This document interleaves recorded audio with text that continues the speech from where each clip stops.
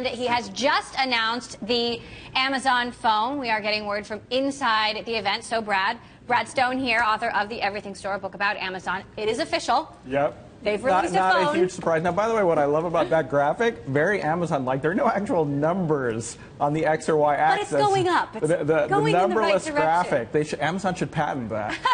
But the point is a good one. Prime is doing hugely well, and Prime members are loyal. They buy about twice the amount of non-Prime members. That's, I think, why we're going to see this phone integrated very tightly with Amazon Prime. Gorilla Glass 3 with a rubber frame, Brad. How much? I mean, they've been working on this since 2009. How much thought has gone into all of the smallest of details? Well, you know, as we talked about yesterday, Jeff distributed a book called Mr. Pine's Purple House, which talks about being the one purple house on a block full of white houses. It took a long time because they were on this journey for something that would differentiate the Amazon phone, that would make it stand apart. You know, features like Gorilla Glass, that's standard, the Qualcomm chip, standard. 4.7-inch screen. That's right. The perfect size for one-handed use. Yeah, very standard, but what's different is going to be that 3D display that we talked about.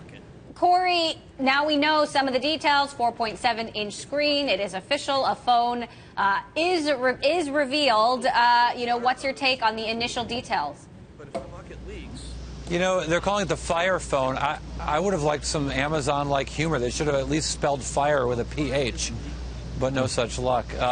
You know, fundamentally, I think we're going to still wait and hear about pricing and what that means and the ways that Amazon's shopping service is integrated into the phone and what that user interface might look like different. Prime users, you know, the old line, the rich are different than us.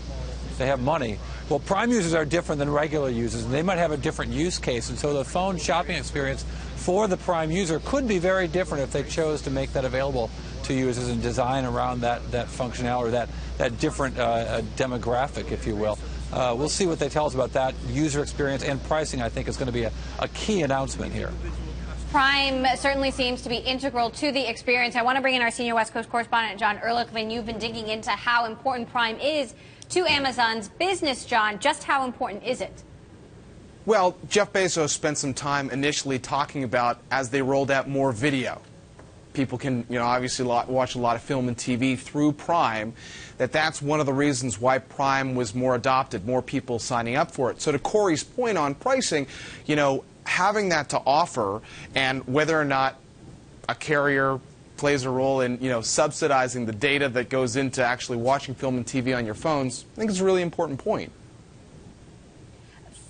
13-megapixel rear camera on the back, Brad. The details coming out. What are you thinking on price? No, we don't know. But you know, the benchmarks are, you know, the iPhone 4S subsidized, $200. So you know, they've got to do a lot of work to make that phone competitive.